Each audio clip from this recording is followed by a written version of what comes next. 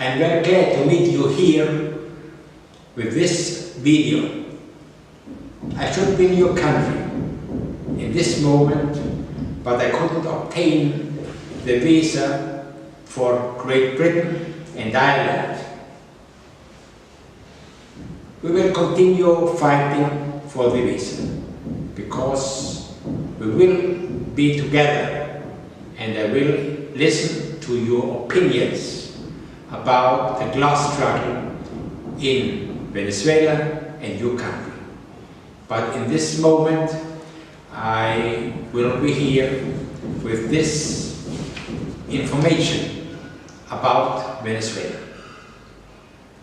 The Communist Party and the Venezuelan peace movement condemn the Trump regime's effort to overthrow the legitimate government of the Bolivarian Republic of Venezuela, led by its democratically elected president, Nicolas Maduro.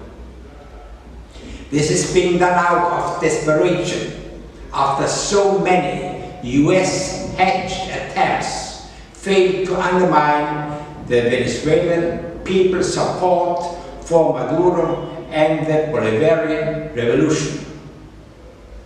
First, Trump and his puppets failed to assassinate Maduro and the military leaders of Venezuela with the use of drones. They failed to instigate widespread violence and the barricading of roads. They failed with an attempt of intervention using the so-called US humanitarian assistance coming through the Colombian border. They failed to get the United Nations and 140 member countries to recognize a puppet who declared himself as interim president. They failed to instigate public anger against Maduro for the power outages caused by their own sabotage operations, and they failed in every attempt to instigate a military coup against the president. The latest attempt, last April 30th, with a puppet Guaido flanked by 2,000 military defectors at Plaza Altamira, calling on the people to stage a mother of all marches to the Miraflores presidential palace to oust Maduro, ended tragicomically. A few hundred middle and upper class minions of Trump did march, only to be confronted not by the military but by the Venezuelan civil guards with tear gas. And the much heralded mother of all marches finished in the face of thousands of Chavistas protectively surrounding the presidential palace, with Venezuelan Defense Minister Vladimir Padrino Lopez declaring that the military was standing strong with President Maduro and that every military base in the country was operating normally. Guaido and his close associates scurried to again hide in the embassies of some US puppet states. The next day, International Workers' Day, over 400,000 people from Caracas marched to Miraflores Palace to condemn Guaido's early appeals to his US master to use US military forces to overthrow the elected government of Venezuela, even to bomb his own country to restore democracy. Stung by this failure of the last plan, Trump's terror team, Mike Pompeo, John Bolton, and Elliot Abrams again raised the specter of a direct US military adventure in Venezuela.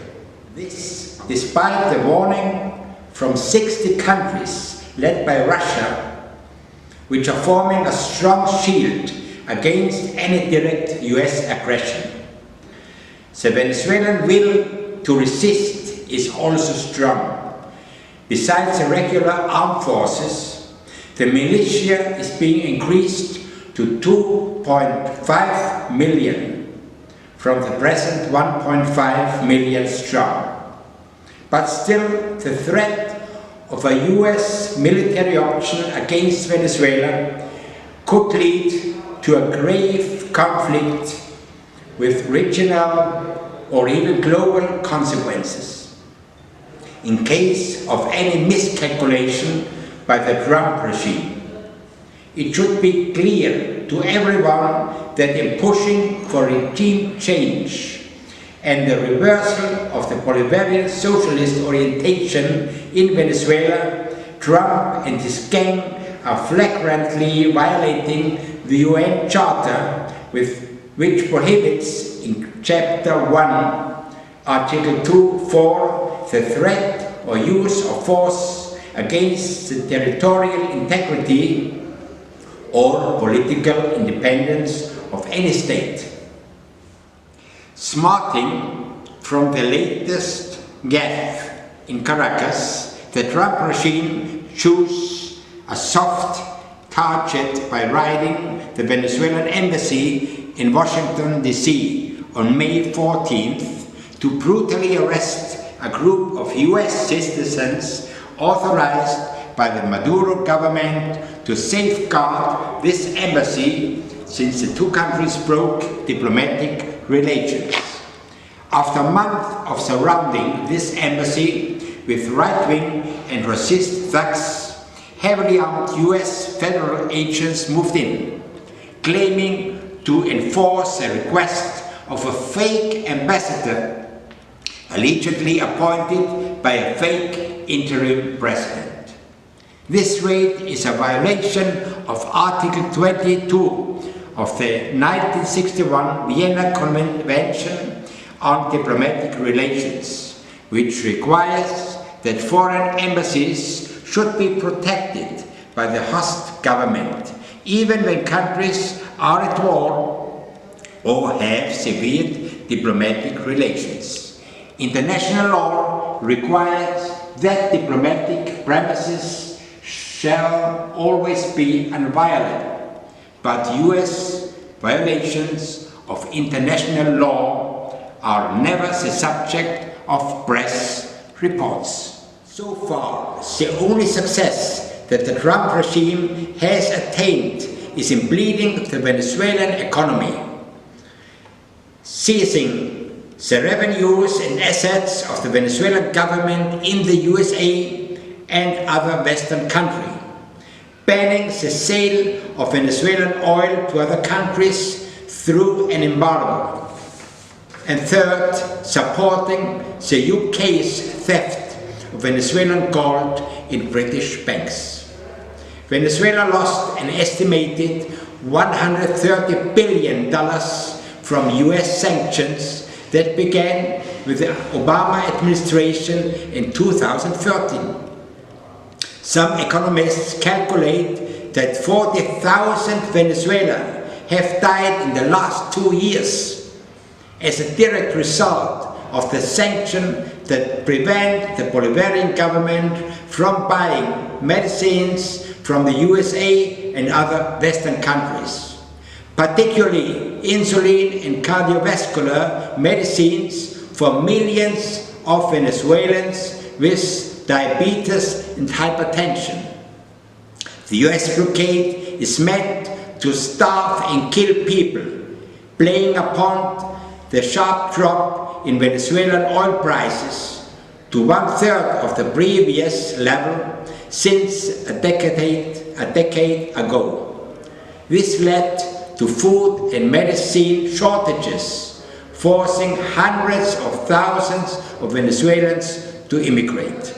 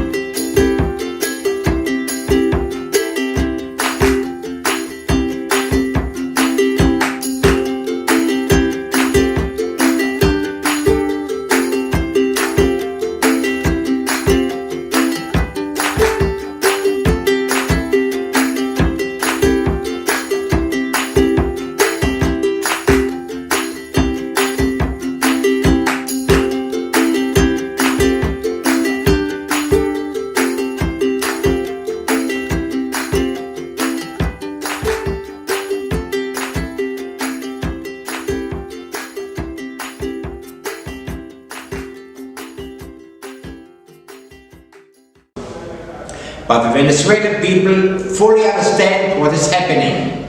They know how much worse it would be if the opposition were successful in overthrowing the government and privatizing the state sector of the economy.